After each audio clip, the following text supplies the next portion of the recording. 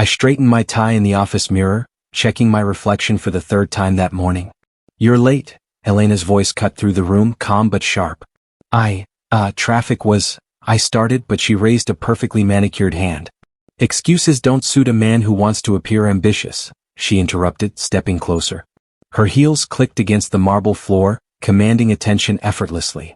"But your tie is acceptable. Just acceptable." I swallowed. "Thanks. I think." Her smile was sharp, teasing. "I like a man who tries. But don't forget dinner tonight." "Dinner?" I asked, already feeling a knot in my stomach. "Yes, for me and my assistant." "Make it extravagant," she said, as if it were a command from a throne, not a simple request. "I'll leave the choice to you." "Impress her." "Impress her?" My voice cracked slightly, betraying my confusion. "Elena, that's a bit unusual," Lucas said quietly from the doorway. He had the nerve to raise his eyebrows, daring to judge. "Are you sure that's appropriate?" Elena's gaze flicked to him, cold and unwavering. "Lucas, do you question my judgment?" "No, ma'am," he said, bowing his head just slightly, but his eyes searched mine, silent counsel. I nodded, forcing a smile. "Of course, Elena." Inside, a fire burned, pride mixed with humiliation. Later, at the office, I ran into Karen and Sam from marketing. "Big plans tonight?" Karen asked, bright and oblivious. "I'm taking Elena's assistant to dinner," I said, careful to keep my voice casual. Karen's eyes widened. "Oh, wow. That's unique, I guess." She giggled nervously. "Good luck." Sam smirked. "Just don't spill the champagne on her shoes." I laughed weakly, masking the awkward heat rising in my face. By midday, I sat at my desk, thinking of the evening ahead. Every time I imagined it, Elena's words echoed, "Make it extravagant." I hated that she could command me like this. I hated that I obeyed without question. Elena appeared at my desk unexpectedly. "Don't forget," she said, leaning close, her perfume suffocating in its sweetness. "She's important to me. Treat her well." "Yes. I'll make sure she enjoys it," I muttered, trying to hide the tension in my voice. Her laugh was soft, almost mocking. "Good. Now go and remember, you're doing this for me." As she left, I exhaled, realizing this was the first real crack in our so-called perfect image. I had loved her blindly, believed in the life we were building together, but now a seed of unease had been planted. And deep down, I knew things were about to change. That I walked into the restaurant, feeling like I'd walked onto a stage set for someone else's amusement. Elena's assistant, a woman named Vanessa, already had her nose in the menu. "Ah, you're here," she said, barely looking up. "I hope you brought good taste. I can't stand cheap wine." "Of course," I replied, forcing a smile that felt brittle. Inside, anger simmered. I wanted to snap, to tell her she had no right, but Elena's words echoed, "Make it extravagant." Vanessa leaned back, eyes scanning me like I was a minor inconvenience. "You know, I usually handle my own dinners. But apparently today is special." I nodded, swallowing. "Whatever Elena wants." A waiter appeared, and I tried to guide the evening gracefully. "I recommend the—" "No, you pick." "I don't trust men to choose correctly," Vanessa interrupted, tapping her perfectly polished nails. I clenched my jaw but nodded. "Fine. The chef's special then?" She smirked. "I suppose that'll do. But add a bottle of the 2015 Bordeaux. Don't skimp."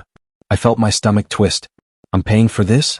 Halfway through the meal, Vanessa laughed at a joke I didn't understand, and Elena's voice echoed in my head as if laughing beside her. "See? Isn't he perfect?" Lucas's voice came unbidden in my mind. "Abdul, this isn't love. You're being used." I shook my head slightly, trying to banish it. "No, she's my fiancée. I love her. I can handle this." Vanessa leaned forward, whispering mockingly, "You always do what she says, don't you?" I froze, my spoon midair. I guess so," I admitted quietly, my pride bruised. She laughed, a cruel, bright sound. "Pathetic. You're almost cute." I wanted to say something sharp, but the words stuck in my throat. I kept smiling, nodding, enduring. I told myself it was temporary. I told myself it was for love. After the meal, she left without a thank you, leaving me with the bill and my simmering humiliation. I stepped outside, breathing deeply. Lucas's text buzzed, "Walk away from this, man. You're losing yourself." I stared at the screen, my fingers trembling. Am I losing myself? Or am I just proving my love? The night air was cool, but it didn't calm the fire inside me. I walked home, replaying the evening like a cruel loop, Elena's laugh haunting my ears. When I finally reached my apartment, I slumped into a chair, the taste of Bordeaux still clinging to my tongue. The pride I'd held so tightly felt shattered. The betrayal stung, not from Vanessa but from the person I trusted most, Elena. I knew something had changed. The perfect image I'd built around her was cracking. But I couldn't admit it yet. Not to anyone. I couldn't get the dinner out of my head. Every detail, the way Vanessa looked down on me, the way Elena laughed like it was a game, I replayed it endlessly. Lucas called that night. "Abdul, you need to stop letting her treat you like a doormat," he said, voice sharp. "You've been bending over backward for her, and for what?" I love her," I muttered, though even I could hear the doubt in my voice. "Does love have to hurt this much?" "Love doesn't humiliate you," he snapped. "Step back. Evaluate. You're worth more than her amusement." I ran my hands through my hair. "But, she's my fiancée. I can't just walk away." "You don't have to walk away yet. But you need to stop letting her run over you," Lucas insisted. "Even a little defiance matters." I hung up, staring at the ceiling. Defiance? The word felt strange, almost foreign. But the more I thought about it, the more a tiny spark flickered inside me. The next day at the company gala, Elena flaunted her power like a crown. "Abdul, get me that report," she whispered, sharp and sweet all at once. "Yes, Elena," I replied, keeping my voice steady. But inside my mind raced. Why do I obey? Why do I let her belittle me? A group of employees whispered nearby, glancing at us. "Did you see that?" one muttered. "He's practically a servant." I clenched my jaw but kept my smile. My pride burned hotter than embarrassment. Lucas's words came back to me, even a little defiance matters. I watched Elena mingle, the effortless way she dominated attention. My stomach churned, anger, humiliation, but also clarity. I realized I hadn't been acting out of love, I'd been acting out of fear. Later, a colleague nudged me. "You okay?" she asked softly. I nodded, forcing calm. Alone, I replayed every subtle insult Elena had ever thrown my way, the quiet jabs at my wardrobe, the laughs when I tripped over words, the constant reminders that I wasn't good enough. Each memory stung, but each stung with a lesson. I had been manipulated. I sat back, imagining my next move. I wouldn't yell or storm out. I wouldn't confront her directly, not yet. But a plan formed, delicate but clear. A small smile touched my lips, almost imperceptible. Defiance was a seed now planted. I hadn't acted, not yet. But for the first time in months, I felt power return to my chest. Elena didn't notice it. But soon she would. I arrived at the charity gala, expecting the usual mix of small talk and forced smiles. That's when I saw her, Isabella. She was laughing at something a guest said, and her smile felt real, unguarded. I approached, clearing my throat. "Hi, I don't think we've met. I'm Abdul." She turned, eyes bright. "Isabella. Nice to meet you." Her handshake was firm, confident, yet warm. "Are you here for the gala or networking?" "Both, I guess," I said, smiling, feeling oddly relaxed. "Mostly networking." She laughed lightly. "Networking can be fun if you don't take it too seriously. Don't you think?" I nodded, surprised. I usually do take it seriously." She tilted her head, curious. A man who works hard. Admirable. But you look tired." I laughed, embarrassed. "You have a good eye. It's been a long week." She smiled sympathetically. "I get that. Work shouldn't wear you down, though. It's supposed to challenge you, not drain you." I felt an unusual comfort in her voice. Most people don't see it that way. Most people are competitive, focused on climbing. Isabella shook her head. "I believe in doing well while being decent. You can succeed without stepping on others." I couldn't help the small laugh that escaped. "That's refreshing. Not many people think that way." She shrugged. "Maybe I'm old-fashioned. Or maybe I just like treating people like people." I felt guilt creep in. Elena never treated me like a person. She made me feel like a puppet. I swallowed hard, trying not to let it show. "So what brings you here, really?" she asked, tilting her glass. "Honestly, I wanted to help.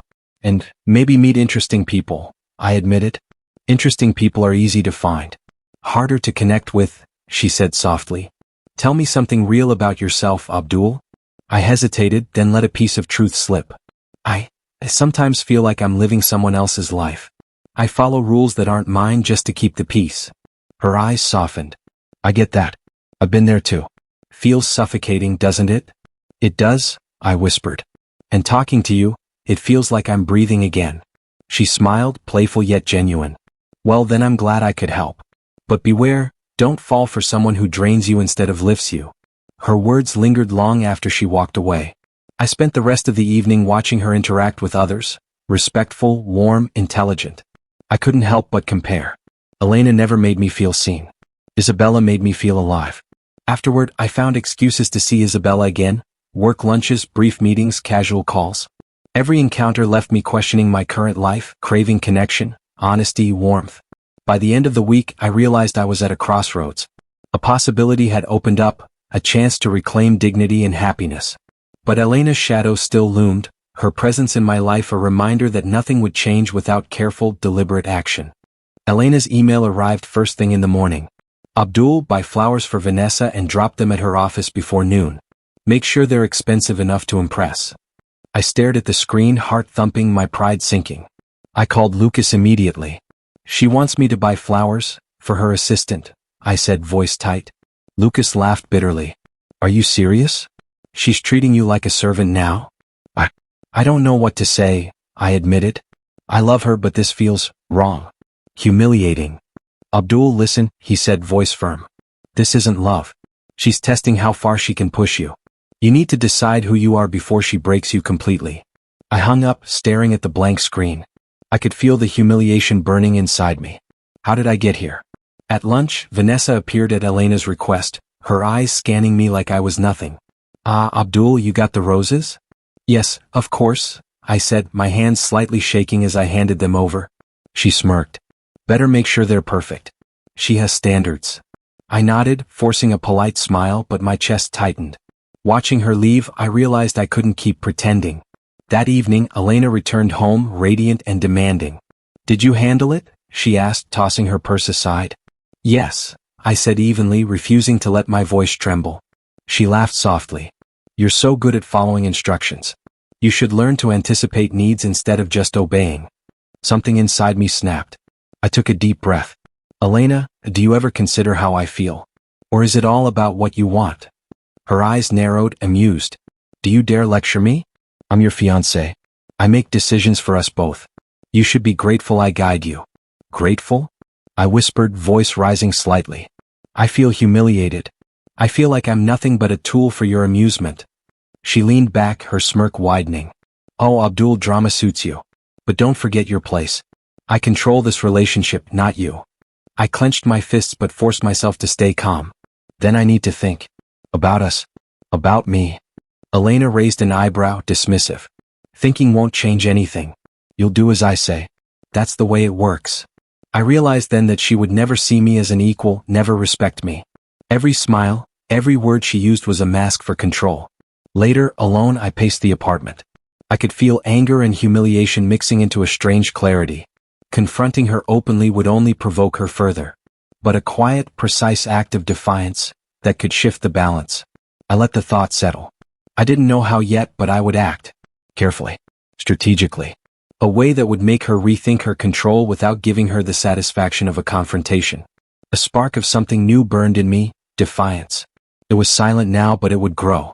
And soon, Elena would notice. The gala was in full swing when I spotted Isabella across the room, laughing with ease, completely unaware of the plan forming in my mind. My chest thumped. Now or never, I thought. I walked over, feeling every eye on me. Elena's gaze landed on me, sharp and suspicious. Abdul, what are you doing? She whispered, but I ignored her. Isabella, I said, taking her hand gently. Can we step outside for a moment? Her eyes widened. Outside? Here. Okay. As we moved to a quiet balcony, I could hear murmurs from colleagues and Elena's tense footsteps behind us. What's happening? Isabella asked softly.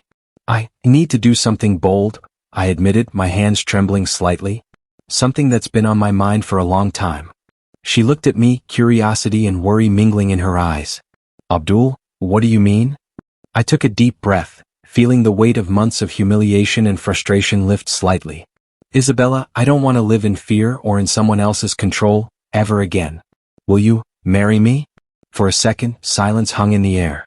Then her lips parted in surprise. Wait, what? You want me to marry you? Yes, I said firmly. I want to build something real with someone who respects me, who lifts me up instead of tearing me down. Her hands flew to her mouth, eyes glistening. Abdul? I don't know what to say. You don't have to say anything now, I said, smiling despite the tremor in my voice. Just consider it. I need you to know this is genuine. Behind me, Elena's sharp voice cut through. What are you doing? I turned slightly, meeting her furious gaze. I'm done being humiliated, I said quietly. I'm done following your rules. I'm choosing my life now. Gasps and murmurs erupted from the crowd as colleagues whispered. Elena's face drained of color, eyes wide with disbelief. This isn't possible, she hissed. Isabella finally found her voice. Abdul, yes. I'll marry you. Relief and exhilaration surged through me. Really? Yes, she repeated, smiling through her tears. I felt Elena's fury radiating behind me, but I didn't care. I could see the public shock, the whispers of colleagues. It was both terrifying and liberating. As we held hands, a mix of triumph and uncertainty ran through me. I had taken control, made a choice, but I knew Elena wouldn't accept it quietly. The real challenge had just begun. Still, for the first time in months, I felt alive and it was exhilarating. The morning after the proposal, my phone wouldn't stop buzzing. Emails, texts, notifications, each one a tiny reminder that Elena wasn't going to let this go. Abdul, did you see the office chatter? Lucas asked when we met for coffee. He looked concerned, stirring his cup absent-mindedly. I've seen it, I admitted. They're talking, whispering, trying to undermine me and Isabella. Lucas nodded. That's her style. Don't let it shake you. She wants a reaction. Don't give her one. I try, I said, rubbing my temples. But it's exhausting. Everywhere I turn, it's her. Elena's everywhere. Lucas leaned closer. Then control what you can. Keep your head down, focus on your work, and let her overreach. She'll slip. I hope so, I muttered. My stomach tightened whenever I imagined Elena plotting, whispering behind closed doors, trying to isolate me. That afternoon, a colleague cornered me. I heard about the proposal. Bold move, Abdul. But, are you sure about her? Yes, I am, I said firmly. Isabella's honest, kind, and she respects me. That's all that matters. The whispers continued, but Lucas reminded me constantly, do not react. By evening, Elena had escalated. She called a meeting, publicly criticizing a project I led. Abdul, perhaps you're not up to this task, she said, voice dripping with mock concern. I met her gaze calmly. I disagree, Elena. The project is on schedule and within budget. A few colleagues exchanged looks, some suppressing laughter. I realized she was overplaying her hand. After the meeting, Lucas clapped me on the back. See? She's losing control. Your calm exposed her for what she is. I guess, I said, trying to breathe easier. Isabella later called, her voice warm. I'm proud of you, Abdul. You handled that perfectly. Hearing her trust bolstered me more than I expected. I smiled, feeling our bond strengthen. By the end of the day, Elena's first real misstep had happened. Her attempt at public sabotage backfired. My reputation remained intact, maybe even stronger. I sat back at home that night, exhausted but strangely exhilarated. My life was changing faster than I anticipated. I felt liberated, but the anxiety lingered. Elena wouldn't stop plotting, and I knew the battle had just begun. Yet for the first time, I believed I could navigate it and come out stronger. The morning started quietly, but I sensed the tension in the office immediately. Whispers followed Elena like shadows, small glances exchanged behind her back. Abdul, did you see Vanessa's email to HR? Lucas asked, lowering his voice as he approached my desk. No, what happened? I asked, leaning closer. She exposed the errors in Elena's report. Mistakes she tried to pin on you, Lucas said, shaking his head. It's subtle, but it's karma at work. I couldn't help a small laugh. So she's unraveling quietly, huh? Lucas smiled. Exactly. Patience, my friend. Let her dig herself a hole. Later, I walked past Elena, her face flushed with frustration as colleagues subtly avoided her. She glared at me, silent fury burning in her eyes. Morning, Elena, I said, calm, almost casual. Good morning, she snapped, voice brittle. Do your work properly today, Abdul? I smiled lightly, returning to my tasks. The satisfaction of watching her carefully orchestrated control collapse was more delicious than I expected. During lunch, Isabella and I sat on a quiet terrace, laughing over some story I told about an old office mishap. You're too easy to entertain, she teased. I can't help it, I said, smiling. Being with you feels different. Honest. She reached across the table, brushing her fingers over mine. I'm glad. You deserve someone who sees the real you, not just the puppet Elena wanted. I swallowed, the warmth of her touch lingering. It's been a long road to realize that. You're learning fast, she said softly. And you're starting to value yourself. I nodded, thinking about the office drama, the whispers, Elena's missteps. Justice was unfolding naturally. I didn't have to plan or manipulate, it was happening on its own. Abdul, are you okay? Isabella asked, noticing my distant gaze. Yes, I said firmly, turning to her. Better than okay. For the first time, I feel like I'm in control of my life, not her. She smiled and I felt a wave of gratitude. Sharing this honesty, this freedom, deepened our connection. Back at my desk, I watched Elena struggle with emails, requests she mishandled, and colleagues subtly distancing themselves. The tension was visible, palpable. I exhaled, a quiet laugh escaping me. Karma wasn't loud, but it was undeniable. And for the first time in months, I felt a sense of quiet triumph. Isabella's hand in mine reminded me that this wasn't just about revenge or justice. It was about reclaiming life, dignity, and happiness. Elena's frustration grew, but my liberation blossomed. And I savored it. Elena didn't stop with obvious attacks. Her vengeance became quieter, almost invisible. Emails sent with subtle digs, whispered critiques during meetings, requests designed to test my patience. I leaned back in my chair, reading the latest one. Abdul, I hope you double-check every detail today. I'd hate for anyone to notice mistakes on your part. Lucas appeared at my desk, raising an eyebrow. Subtle, isn't it? Psychological warfare. She's trying to get under your skin without making a scene. I rubbed my temples. I can feel it, Lucas. I can feel her trying, but I'm not sure how much longer I can stay composed. You'll last, he said firmly. You've already grown. Remember, control is about restraint, not reaction. Let her act out while you remain unshaken. Later, Elena cornered me in the conference room. Abdul, your presentation was adequate, but I expected better. Are you sure you're fully committed? I met her gaze evenly. I'm committed to accuracy, yes. I don't need approval beyond that. Her lips pressed tight, her calmness strained. Interesting. You're different today. I'm learning that respect goes both ways, I said quietly. And it's not given to those who manipulate. Elena's eyes flicked away, a brief flash of frustration. You always underestimate me.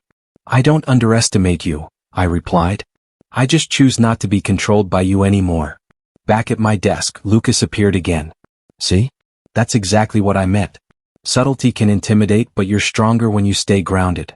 She's testing you, not you her. I know, I said, exhaling slowly. It's just exhausting keeping calm constantly. I worry about slipping. Lucas placed a hand on my shoulder. Strength isn't the absence of temptation. It's how you respond when tested. And you're doing well. Throughout the day, I noticed small details. Colleagues siding with me quietly, offering help without needing to be noticed. True allies, not fair-weather friends like Elena hoped I depended on. Later, Isabella called. How are you holding up? Better than yesterday, I admitted. It's a silent war, but I'm learning to navigate it. And having your trust helps more than you know. Good. I believe in you, she said warmly. By the end of the day, I realized Elena's power over me was weakening. Her desperate tactics no longer provoked anxiety, they only revealed her frustration. I felt calmer, more confident, more in control of my life than ever before. The silent war raged, but for the first time I wasn't just surviving. I was winning. The office was unusually quiet that morning, a subtle tension hanging in the air. Rumors I'd ignored before were gaining weight. Elena had made mistakes, big ones, and the higher-ups were starting to notice. Abdul, I didn't expect you to handle the Morrison project this smoothly, Lucas said, leaning against my desk. Her errors are showing and you're coming out looking solid. I smiled, but it was careful. I've been careful. Professionalism doesn't require theatrics. He nodded. She underestimated you. Classic mistake. Later, Elena stormed into my office, face tight with anger. Abdul, this report, it's sufficient, but you're stepping out of line. I looked up, calm. Elena, I followed every protocol. Any errors you see are yours, not mine. Her hands trembled slightly, a crack in her otherwise flawless facade. You're bold? I'm done being controlled, I said. Your manipulations are visible to everyone. I won't allow them to define my career or my life. Elena's lips pressed into a thin line. You think this changes anything? I know it does, I replied quietly. I'm asserting my boundaries. Respect isn't optional. Lucas poked his head in. Abdul, keep it up. They're noticing. By afternoon, whispers had turned into subtle acknowledgments. A senior colleague pulled me aside. Nice work maintaining your composure. It's impressive. I exhaled, relief mixed with quiet triumph. Meanwhile, Elena's usual allies kept their distance, sensing the shift in power. That evening, Isabella and I met for a quiet dinner.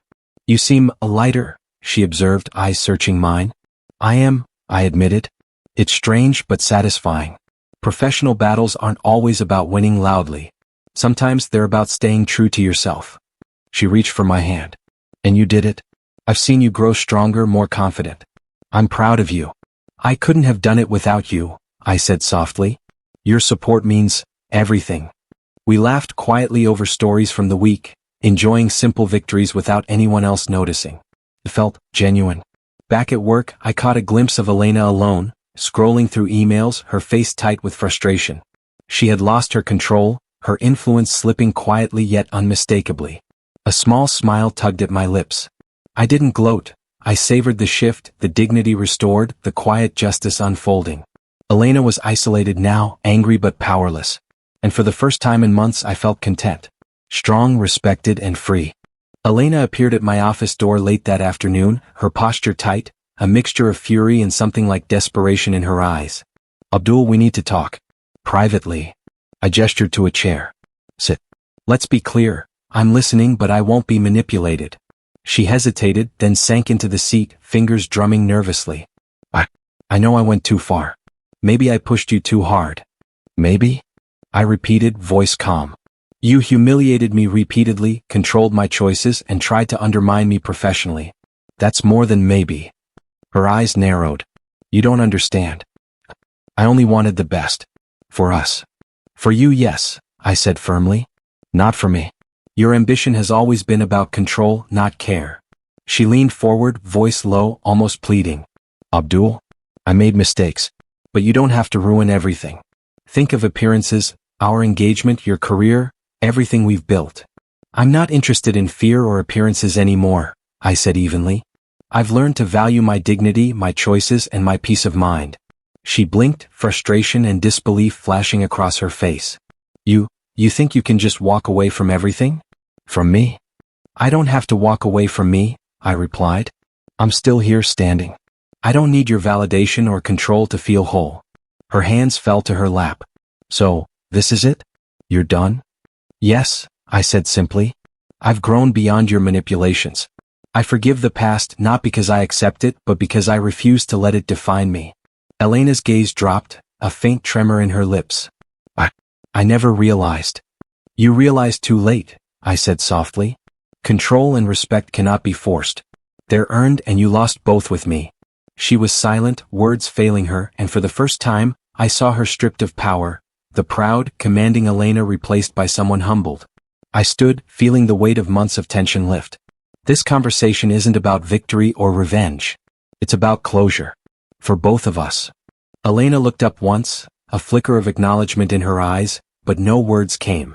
I offered a small nod, then left the office, feeling lighter than I had in years.